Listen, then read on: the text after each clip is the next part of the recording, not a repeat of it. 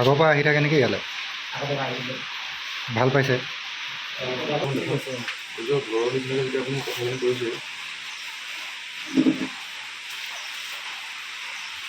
मैं 75 पर आसो यात मोर फार्मेसी है आयुर्वेदिक और मैं आयुर्वेदिक बेसिक ट्रिटमेंट करूँ ये एलोपैथिक ये अपना लाइसेंस है मेडिसिन फार्मेसी लाइसेंस है एलोपैथिक भी है ना ये तो इते डॉक्टर बहे तो जी प्रेजेंट दिए तार हिसाब दी दिए डॉक्टर ना मोर डांगर लड़ा আপোনাৰ ডাঙৰ ল'ৰাটো আমি জনাত মানে পঢ়িহে আছে নে কিবা বুলি না পঢ়ি কিনে ইয়াতে বহিছে তাৰ এইটো লগাই দিছোঁ ন মই চাইন বৰ্ড দিল্লী স্কুলিছ কাৰ কাৰণে বহিছে এইটো বুলি কাৰণে তাত এতিয়া বৰ্তমান পঢ়ি আছে কোনখন কলেজত পঢ়ি আছে দিল্লীত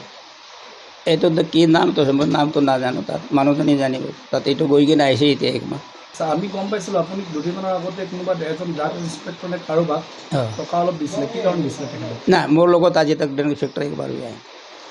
দিছে আপুনি মানুহজনক লৈ আনি নেকি যাক দিছিলে হা আজি তক কোনো ড্ৰাগ ইনস্পেক্টৰ ইয়াত আহে নাই মানে আমি এটা NGOৰ থ্ৰু দি আহিছোঁ ইয়াত আমি এখন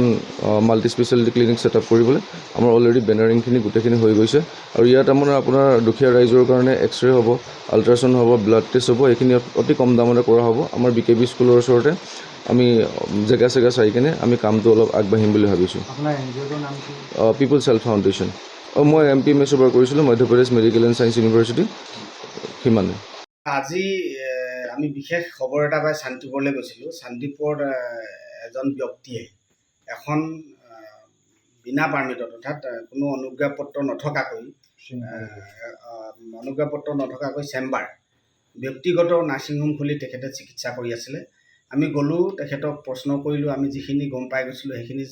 গোটেই কথাখিনি পাতিলোঁ মুঠতে তেখেতে হোমিঅ'পেথিক এজন ডাক্তৰ বুলি তেখেতে কৈছে ফাৰ্মাচিষ্ট বুলি কৈছে আৰু হোমিঅ'পেথিকৰ লগতে এলোপেথিক ড্ৰপ ৰাখিছে এলোপেথিকৰ ড্ৰপ ৰাখি তেওঁ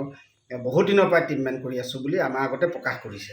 আৰু প্ৰায় 45 বছৰ হ'ল তেখেতে ট্ৰিটমেণ্ট কৰি থকা আমি গৈ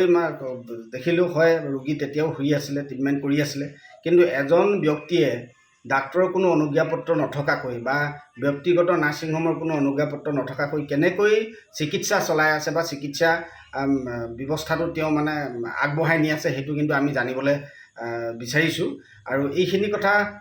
স্পষ্টকৈ আমাক জনাব লাগিব আমাৰ যিসকল মেডিকেলৰ বিভাগৰ বা হস্পিটেল বিভাগৰ যিবিলাক কৰ্তৃপক্ষ আছে আমি তেখেতলোককো জনাবৰ কাৰণে আমি তেখেতলোকৰ ওচৰলৈ যাম আৰু তেখেতলোকে আমাক স্পষ্টভাৱে জনাব লাগিব যে এনেকুৱা এখন নাৰ্ছিং হোম বা এনেকুৱা এখন ব্যক্তিগত চিকিৎসালয় কেনেকৈনো চলি আছে য'ত ডাক্তৰ নাই অৰ্থাৎ ডাক্তৰৰ প্ৰমাণ পত্ৰ নোহোৱাকৈ সাধাৰণ এজন হোমিঅ'পেথিক ফাৰ্মাচিষ্টে এই কাম কৰি আছে